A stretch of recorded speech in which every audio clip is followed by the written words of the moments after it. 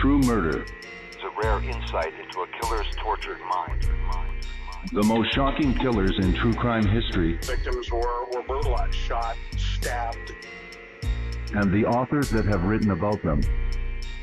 Bundy, Dahmer. I would also play with Yash, like if you play with sand. The Night Stalker, BTK. Every week, another fascinating author talking about the most shocking and infamous killers in true crime history. True Murder, with your host, journalist and author, Dan Zupansky.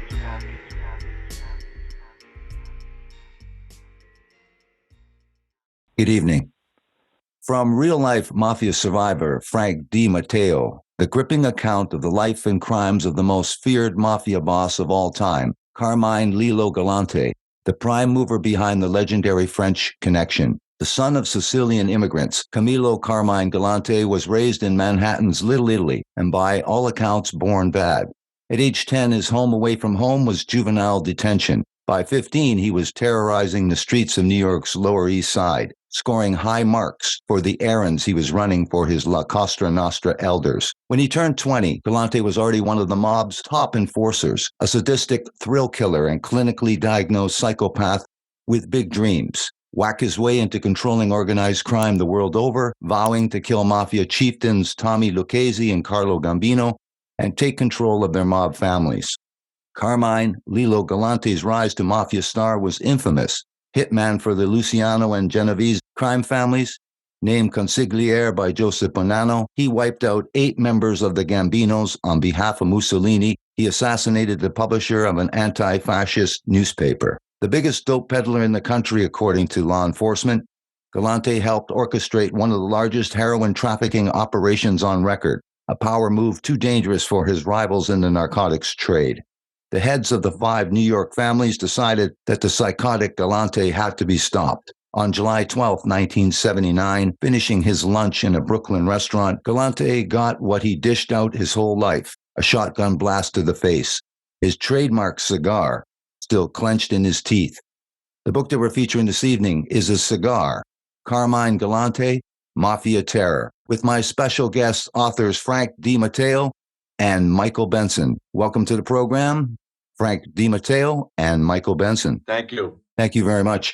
Let's start off immediately with just a little bit of your background, Frank, how you came to be the author of this book. Henniston Publication asked me and Mike to do a book, and apparently they wanted something on Carmine Galante, and they approached us.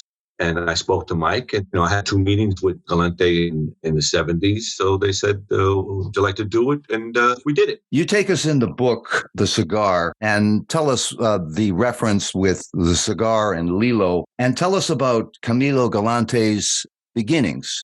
You say he was born in 1910 in New York City. Tell us about his parents, and tell us about the boys from Castellamare and the connection with the Bonanno family. Tell us a little bit about this history in Sicily and Camilo Galante.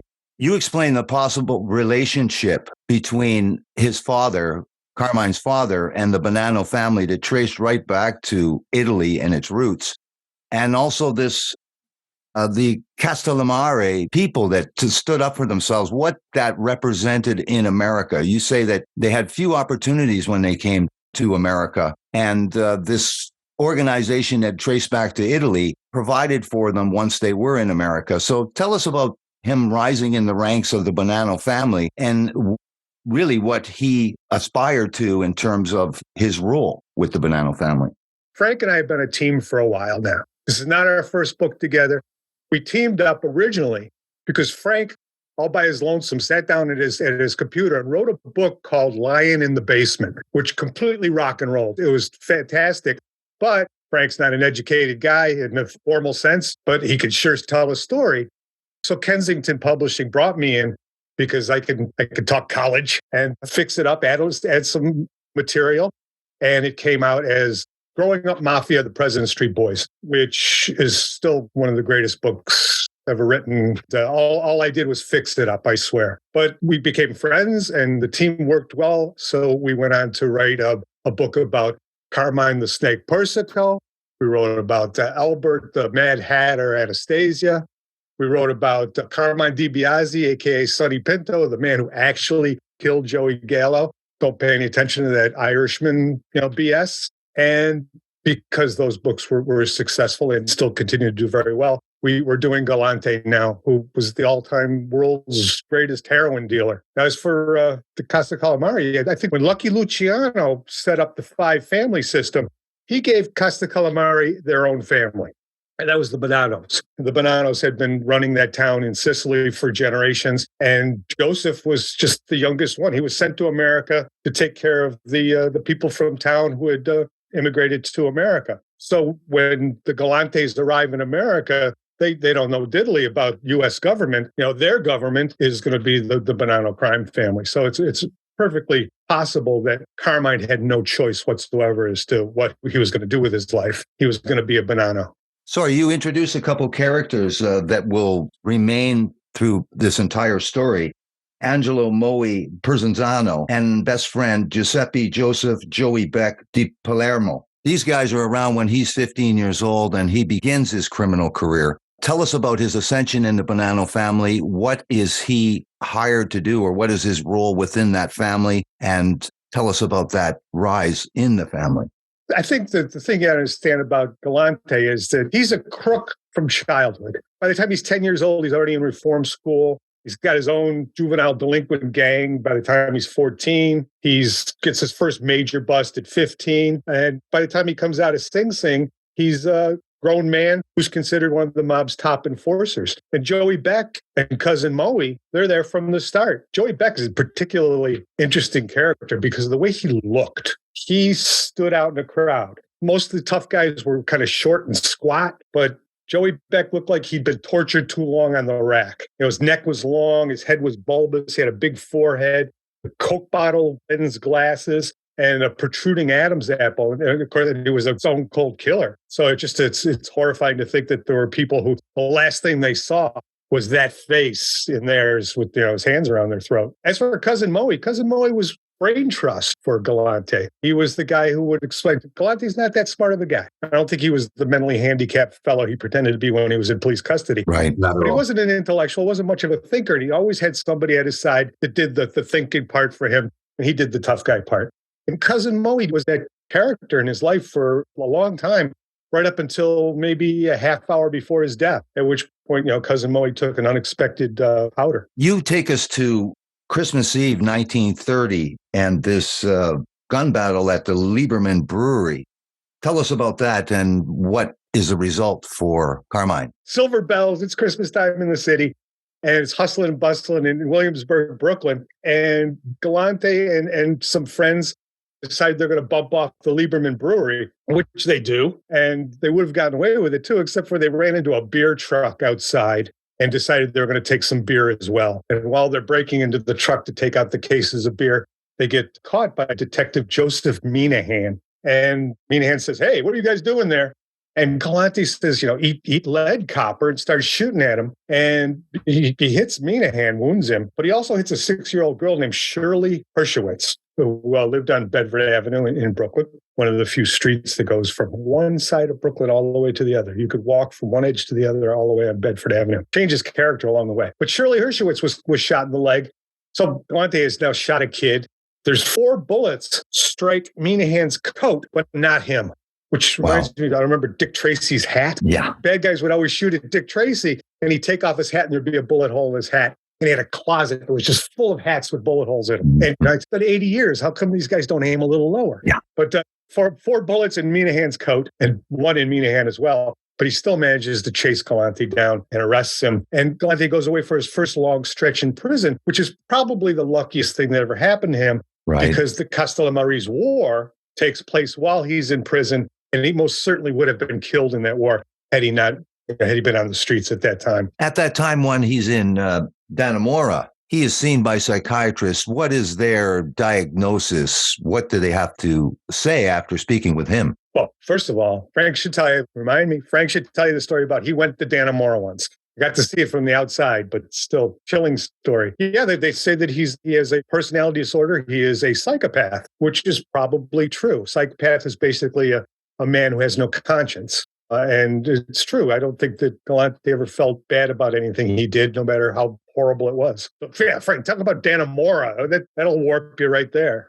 You also talk about that while he's in prison, 3 years are added to his sentence. What is the incident that adds 3 years to his 12.5-year sentence? Well, it's a knife fight. He and cousin Moe get jumped in the prison yard, and knife comes out, and one guy's dead, and so Galante got 3 years tagged onto his sentence. Yeah. Now let's fast forward as you do to once he gets out, he goes right back, as you say, whacking guys at the orders of Vito Genovese, then the acting boss of the Luciano crime family. So what happens in terms of he has to look like he's working, looking like he's a legitimate person? What does he do in terms of trying to pretend that he's a working stiff?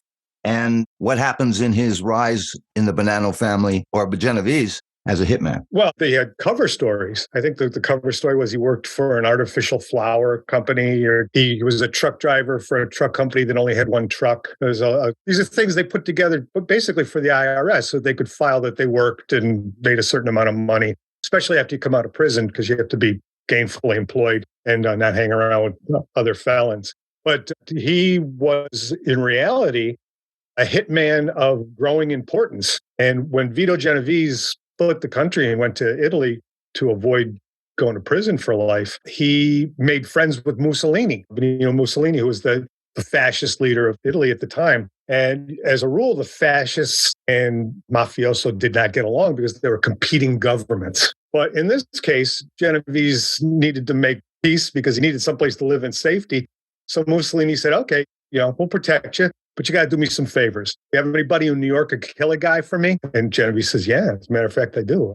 So could you bump off Carlo Tresca? Now, Carlo Tresca is a publisher of an anarchist newspaper, anti-fascist, far left-wing against the far right-wing. And Mussolini wants this guy bumped off. I mean, a modern example would be if Joseph Biden wanted to bump off the editor of the New York Post or something like that. That'd be how big this is. And Tresca and a friend are going out to eat. They're in 15th Street and 5th Avenue, a nice section of Manhattan. And Galante walked up and blew him away about 9:40 at night. And they knew it was him too, because earlier in the day, he had gone to his parole officer. And his parole officer thought he was acting a little hinky and followed him. And he got into a car and they wrote down the license plate number. Couldn't follow him any further because there were gas rations because of the war. So they once they got in the car, he got away. And then after the shooting, the little guy who does the shooting is seen getting into a car that looks just like that. And then hours later, the car is found abandoned, and it has the same license plate number as the number the parole officer wrote earlier in the day. But while the bullets were flying, nobody wrote down the license plate number. So all they knew was that the killer got into a car like the one that Galante was seen getting into and was abandoned near the shooting site later. And he was released for lack of evidence. But not until his pictures in the newspaper, the assassin, and I think they had his name wrong, that Rocco Galante is the caption for the portrait, or for the picture. And he's looking small, and the cops are just towering over him. He's disheveled, and within a few weeks, he was free. That's how you know how they make big mistakes, by using a car that they used all day. I mean, that's where the not too bright comes in. Yeah, although I'm not sure he knew that he was being followed on foot by his parole officer when he got into that car that morning. No, I didn't know. But you don't use your same car. I mean, but it's the 40s. I mean, it's not today. I mean, they stole it first thing in the morning. They used it all day and didn't get rid of it until after the assassination. Yeah, that's a no-no, man. That's really a no-no. But, like I said, it's the 40s. They did things a little different then. But a big mistake. Well, he didn't sit with his back to the entrance either, but it didn't do him any good. No. Yeah, well. So legal problems are arising, are a constant for Carmine. But at the same time, 1953, he is sent to Montreal to oversee the heroin operation there. Tell us a little bit about this move by organized crime to have him in Montreal and dealing with the heroin distribution. At the same time that they're setting up the pipeline to bring the heroin into the U.S., they're recruiting an army out of Castellamare to function as soldiers in America, to make sure that nobody else tries to get in on the action and that everything runs smoothly. And these are called zips. Right. The only thing I could find was they're called zips because they speak really fast. But Frank says, he met a zip once and didn't speak that quickly. You take us to October 25th, 1957, and Albert the Mad Hatter Anastasia is killed at a barber shop. And you write that there's a power vacuum in the five-family system as a result. Bonanno Consigliere now is Galante. He was invited to this meeting at Barbara's place in Appalachian, New York. This is a historic sit-down. You cite that it's an all-star cast. Tell us about this sit-down and what happens. Yeah, it's the major deal. There's Bonanno's there, Profaci's there, Gambino's there, Geneviese's there, Paulie Castellano's there, and apparently so is Galante. But when the meeting was busted by local law enforcement, and I really wish we had videotape of this because this would have been just unbelievable to watch. All these top hoods just ran. There was a big field with the woods at the other side of it, and they ran until they got to the woods, and some of them managed to disappear, and some got picked up by cops who were out there scouring for them. And Galante got away, which was not the first time he'd almost gotten in trouble in that area. He'd been picked up a couple years earlier for a speeding ticket near the Barbera place. And what a fuss. I mean, it's hard to figure out what was going on. He's going 70 in a 50-mile-an-hour zone, and yet politicians and judges all form in, try to make sure that he doesn't have to go to jail. But he goes to jail anyway for 30 days, which seems like a long time for a speeding ticket. But much fuss about the fuss about Galante's speeding ticket. The only real conclusion you can come to is that the corruption was so deep into what we would think of as legitimate government that it was just frightening to people. Well, they had guys in their pocket up there. They had a councilman, they had judges, they had lawyers those days. So they tried to buy their way out of everything. His lawyer was the mayor. Yeah. So they, it was just I think it was so publicized. That's why it was a bigger headache for him than anybody else. If it wasn't, so publicized, it would have been squashed even faster than it was. You pay a fine and get out of here. That's yeah, Carmine. I mean, he was on the radar already. So that was the headache. You talk about that he's on the radar in January 1958. As of that time, it's the Get Galante program, the Joint Legislative Committee on Organized Crime, looking for Frank Garofalo.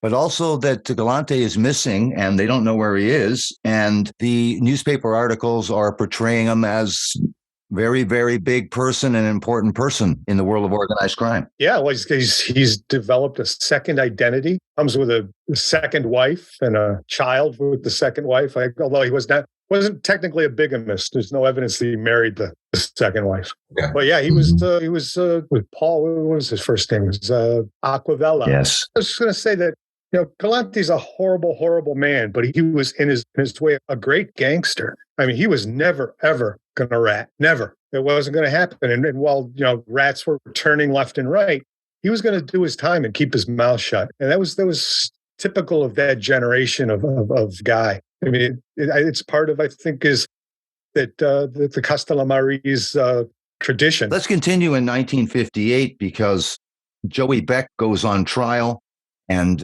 he's considered a very big person in the heroin business. And also, Luciano's apartment was searched, and they found a little black book.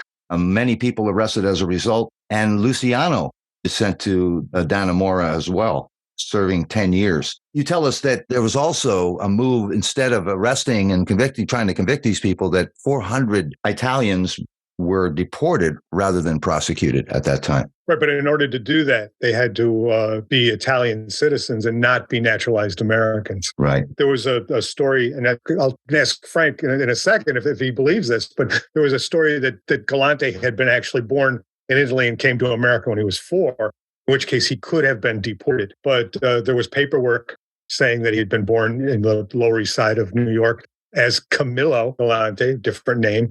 And as far as we know, he had always lived in what was that at that time, Little Italy, which is today the East Harlem, long ways from the Lower East Side. So if he was not born in the United States, there was a excellent paper trail to convince the government that he was. Right. And that's the reason he wasn't deported. The only time Galante was ever deported, he was deported from Canada to the United States. All right. Let's talk about June 1st and the 1959, the traffic stop capture. in Homedale, New Jersey, of Galante. He got caught during a traffic stop. I guess that's the way these things go. Yeah. You get away with 400 felonies, and then you get caught because your right rear taillight's out or something like that. And eventually, they started talking to Mrs. Aquavella. Well, first time they spoke to her, said a lot of interesting things because she couldn't keep her mouth shut. And she said that, oh, yeah, well, sometimes he does call himself Carmine. Yeah, it's true. And, oh, yeah, he does consider himself a professional gambler. Yeah. And they thought they really had a nice source in her. But then they immediately got a message from her lawyer saying they were not to speak to her again without them there. And, of course, the next time they spoke to her, she said she'd never heard of Carmine Galante and had no idea that. Really don't know much about my husband, I think is what she said. Exactly. They told her to shut up. Yeah. This trial is characterized, though, too, by his Galante's bail is revoked because there is one of the female witnesses that has been threatened. So the judge takes this opportunity to revoke his parole. And you say the whole trial was shrouded in danger. Anyone involved in the prosecution was in danger, and with numerous defecting jurors. Like, for example, someone that was the juror foreman on the closing arguments that night fell down the stairs, broke his back, and had a severe concussion. Anyway, as a result, 5.5 months later in this trial, the mistrial is declared. And so now there's a new bail hearing for Galante. And you write that the FBI is under immediate surveillance of Galante, and he still has a couple other sprawling cases that he has to deal with as well. They got the juries like they did years ago, and they threatened them, and they backed down, and he got away, with that trial. You know, it was under radar. So the minute he came out, he was under investigation for multi things. So he just went right back into, the surveillance went right back on him, and next case, convicting Galante was a chore even when he was a kid. I think he was still a teenager, and they were having witnesses disappear. So there was very early on, word was out that he didn't want to necessarily be the guy that put Galante behind bars. Let's use this as an opportunity to stop for a second to hear from our sponsor. Right now, are you aware that it can take up to 11 weeks for a business to hire for an open position? 11 weeks. If you're a growing business that's ready to hire, do you really need to wait that long? Well, if you're listening today, I've got some advice for you. Stop waiting and start using ZipRecruiter. ZipRecruiter can help you find qualified candidates for all your roles fast. ZipRecruiter's powerful matching technology connects you with the exact right people for your specific roles. And this is how quickly it can work for your business. 4 out of 5 employers who post on ZipRecruiter get a quality candidate within the first day. See why 3.3 million businesses have come to ZipRecruiter for their hiring needs. Just go to this exclusive web address to try ZipRecruiter for free. ZipRecruiter.com/murder. Again, that's ZipRecruiter.com/MURDER. ZipRecruiter, the smartest way to hire. Now, we last left off, Michael, we were talking about all the things that are happening around Galante, the prison sentences that are looming for narcotics and other crimes that he's involved in. There are trials that he is named in as well. What happens next with Carmine Galante? Well, eventually they do manage to get a conviction, and he's sent away for 12, 13 years. And this time, while he's away, the big move to run the Bonanno family comes from a fellow named Rusty Rastelli. It's not his real first name. I can't think of his real first name at this second. But the interesting thing about Rastelli is that he had the marriage from hell. He was married to a woman named Connie, who was, good looking if she'd shaved that day, who was a former abortionist. And they took turns shooting each other on December 18th, 1961, Connie shot Rusty, and Rusty was arrested as well because she shot him with his gun. She was charged with felonious assault. On February 9th, 1962, the judge dismissed Rastelli's gun possession charges, and he took a bullet for it already. And then Connie went to the cops, they went to the FBI rather, and said they should look into her husband's activities as a drug trafficker. And they knew he was into murder, extortion, loan sharking, gambling, but they didn't know anything about drugs. So this was interesting, opened up a new vein of research for them. And then on March 4th, 1962, Connie was killed in the hallway of her home in Williamsburg, Brooklyn, shot 5 times. And that crime's never been solved. But I have a sneaking suspicion I know who did it. Now, one of the advantages that Rastelli had over Galante wasn't just that during the 1960s when Galante was in and Rastelli was out, but also Rastelli had friends within the family who wanted to see him succeed, which wasn't necessarily true of Galante. And when Galante finally gets out of prison in 1974, he's determined to make Rastelli's life as miserable as possible. And one of the things he does is he has his stepson bumped off, but that's Connie's kid.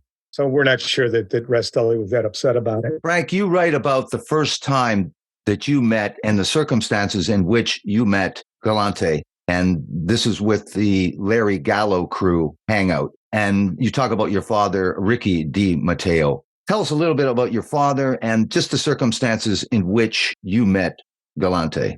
Well, my father came up to Tony Bender. He was a bouncer for Bender in the wagon wheel in the city. When Larry and Joey was recruiting some captains to help break away from the Pafacci family, that's how my father met Joey and Larry. My father wound up getting into a fight, knocking out Emil Griffith. Joey and Larry liked, how he used his hands. So they went to Tony Bender, next Bender, if they can, let him come to New York, come to Brooklyn. And they approached my father. Larry approached my father and said, "You want to come to Brooklyn with our crew?" And my father said yes. And he wound up being bodyguard to Larry from 61 or something like that till Larry died. So he wound up being a crew member with the Gallo family. What happened then, when I get old enough to start hanging around and driving, I wound up becoming a driver for my father and my godfather and Joe Schapani, and broke my Chevy. And now I'm not on the block with the Treasury boys. And one day, this guy Louis DeSeering was like a consigliere on the block, which had a big connection with the hashish. We got a big load off the docks. It was a really large load, and Louis DeSeering had a hard time moving all. So they reached out to, we had a friend that knew Carmine Galante. So my father went and approached them to see if they could get some help moving the stuff. Carmine came down to the block, had a meeting on President Street. We had to sit down on President Street, and Carmine said that he can't do nothing, but he has other connections that would help us. And then started around for a while. There was other conversation going on. And then the next meeting, we had to go up to Williamsburg, to go speak more about what he was going to do for us and what the payment was going to be and stuff like that. And both times, I was a gentleman. I mean, he didn't speak like no rah guy. He was not very friendly as far as those smiling and happy, jumping around. But he spoke well. Very forceful, spoke well. He speak like somebody that was ignorant, very powerful, and he did the favor. Got paid well, got a piece of it, but that's what he wanted. He didn't want to be partners with nothing. He wanted an envelope, but that's what he got. And I thought I was impressed with him. I thought he was, he was quiet and carried a big stick, and that's we wound up meeting him. I wound up meeting him twice. There was other meetings in between, but I wasn't the driver on it, and I wasn't there. A couple of things. Frank's dad did not knock out Emil Griffith in the ring. Right. If he had, things would have been very, very different. Yes. Emil Griffith was the middleweight champion of the world. They knocked him out in a bar fight because he was trying to bounce him. And one of the meetings with Galante that Frank was at took place at Joe and Mary's restaurant on Knickerbocker Avenue in Bushwick section of Brooklyn. Yes. Which, of course, is the scene. It's Carmine Galante's final scene. Yes. It also takes place at that very spot, which was great for me when I'm trying to write the scene in the book, because I have a first-person eyewitness to what it looked like in there. He didn't get past the front door. You write throughout this book the lack of cooperation that Galante has when he's in court. To any question at any time, you write that he is a person that remains silent to almost any question asked to him in court whatsoever. You also talk about the parole violation that he winds up receiving and why, and also his legal problems and his competitor, his foe, Rastelli, also have. legal problems that they have to deal with and end up in prison. So tell us about this ongoing fight between the two and their forays into prison as a result. Well, my favorite story about Galante getting out of prison is that he had, while he was in, he made a list of gangsters who he wanted to die before him. And number one on that list was his archenemy, Frank Costello. Mm-hmm. But Costello, damn him, had died of natural causes while Galante was in prison. So Galante orders his Zips to go to St. Michael's Cemetery and to blow up the tomb and to mess with the remains. And I don't think those are the exact words he used, but that's the idea. So sure enough, the Zips, they buy dynamite, they go out there, they blow the door off of the place, and according to the police report, the remains had been disturbed. Ew. Not too many guys have the stomach for that kind of work because it's grown tough in Castellamare. An interesting note, I went to St. Michael's Cemetery last year to take a picture of the tomb. I went into the office, as I always do, and they gave me directions how to find the place. And they said, no, we can't. It's on our private list. We're not allowed to tell people how to get there. And we're just like 50 years later, and they're still worried that somebody's going to be showing up with a hand grenade. Luckily, I didn't have any trouble finding it because it is the biggest tomb in the entire cemetery, larger than some Manhattan apartments. You write that the lifelong relationship with Joey Beck would be Galante's downfall. And this was when he visited Joey Beck in the hospital, and this was the parole violation. Now, once he's in prison, he is notified of something very, very interesting that he doesn't agree with. Tell us what he's notified of in prison once he's there. So it seems to be one of the standard crazinesses that really powerful gangsters have, is that they come to believe that they are bulletproof. I mean, it was the same way with Joey Gallo, and he definitely should have had more security than he did. But, they can't shoot me. And that's, it's his way of not thinking about it. And Galante refused all efforts to keep him secure. He just didn't believe it was real. Probably not until the very moment that he had a shotgun pointed at the center of his chest. Before that, you chronicled the work of Joseph D. Pistone, and people know him as the Donnie Brasco. And so you call it the Donnie Brasco fiasco. How does he play into this, and how is Galante affected, if at all? It makes the Bonanno family look foolish. And Galante's main ally, who's Joey Bananas, has been exiled to the American Southwest. He's counting cactuses. And he had a lot of support below him. He didn't have support above him. The commission wasn't on his side. No. The Godfather, who had been his godfather since the day he was born, was no longer in power. He wanted to fill the void he saw, not realizing that he didn't get to make that choice. Let's use this as an opportunity to stop for a second for these messages.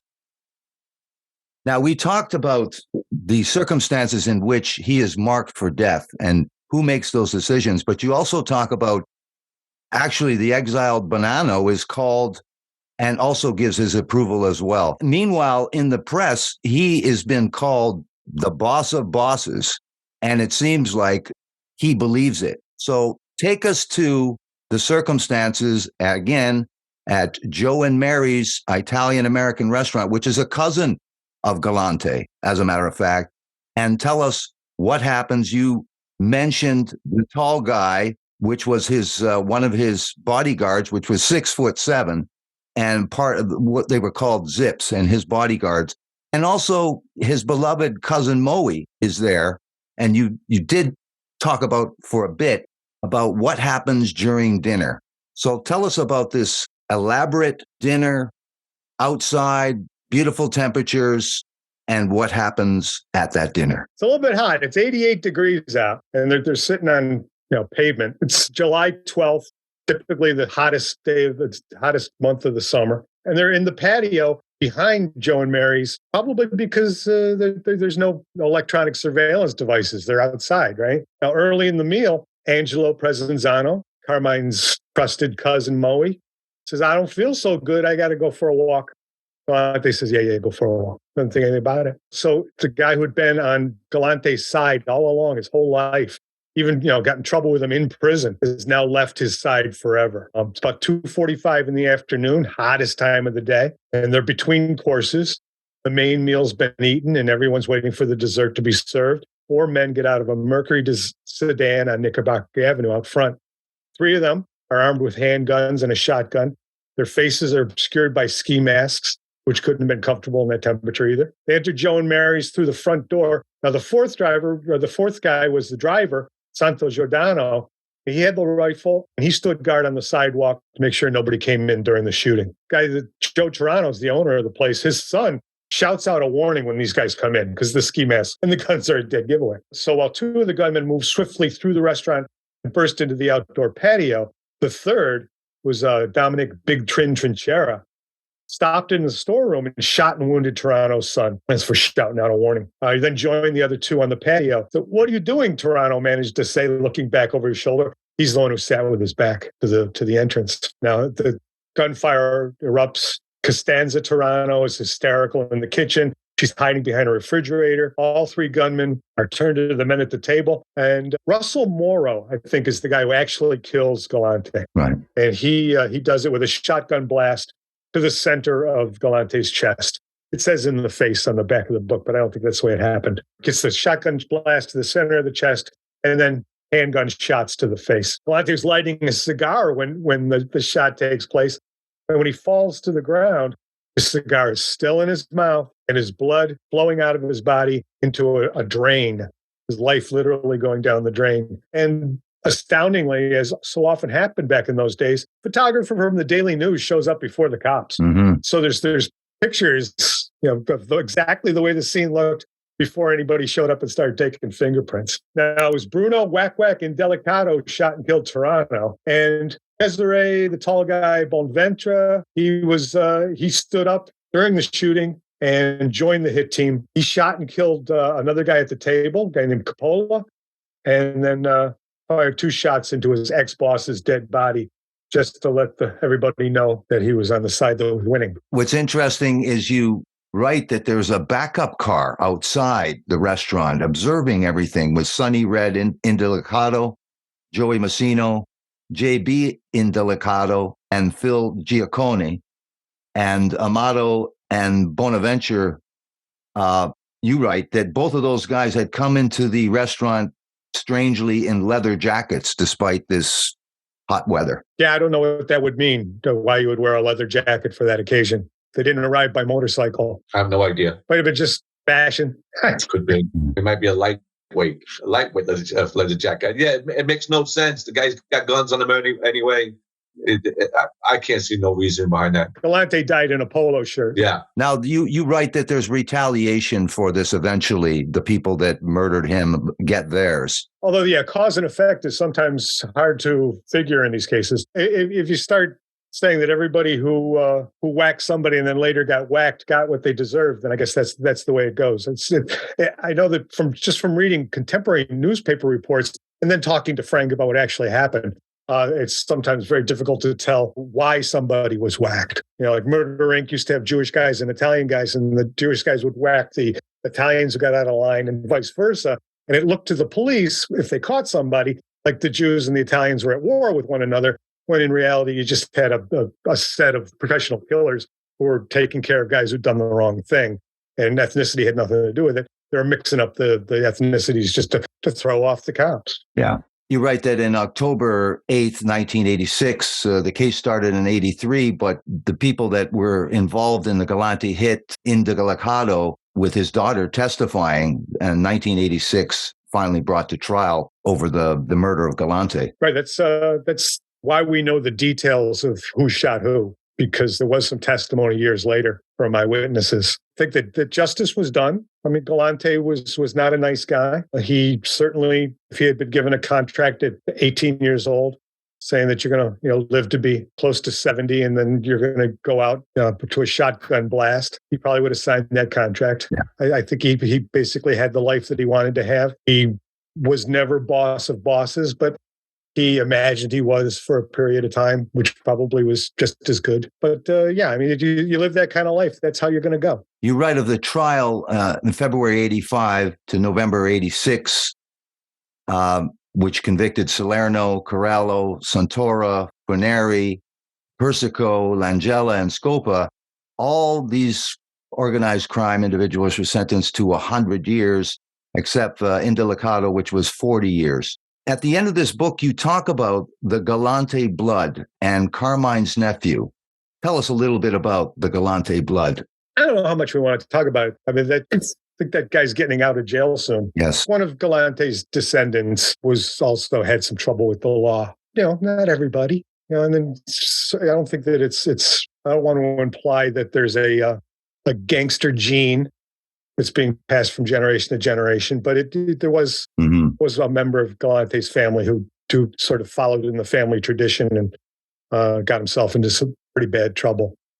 But he's paid his debt to society, and hopefully that's all worked out now. In the epilogue, you talk about the fate of the Bonanno family and then just the state of organized crime after these commission hearings and all of the people that were informants. So tell us a little bit about the fate of some of these people that were involved. Well, it's RICO laws. RICO laws changed everything. It turned out that number one thing to break up gangs in the United States was a law, which said that if you are the leader of an organization and the organization commits crimes, then you're guilty of those crimes, whether or not you had direct knowledge or gave direct orders to commit those crimes. And it's conspiracy law is what it is.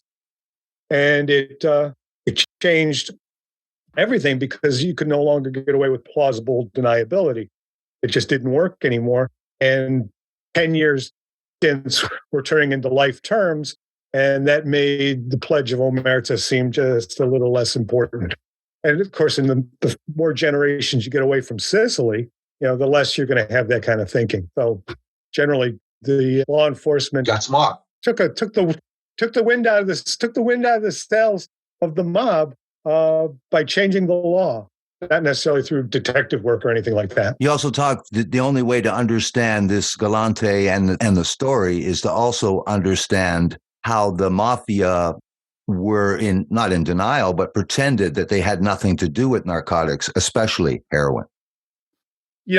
Interesting that I read Joseph Bonanno's autobiography. I think it's called A Man of Honor, and 500 pages long, little print, not a single mention of Carmine Galante. As a guy who was his right-hand man, who they went to Sicily together to set up a heroin system. But because Bonanno didn't want the world to know that he had partaken in dealing drugs, he couldn't put Galante in his life story. They had to remove him entirely. So that was the hypocrisy.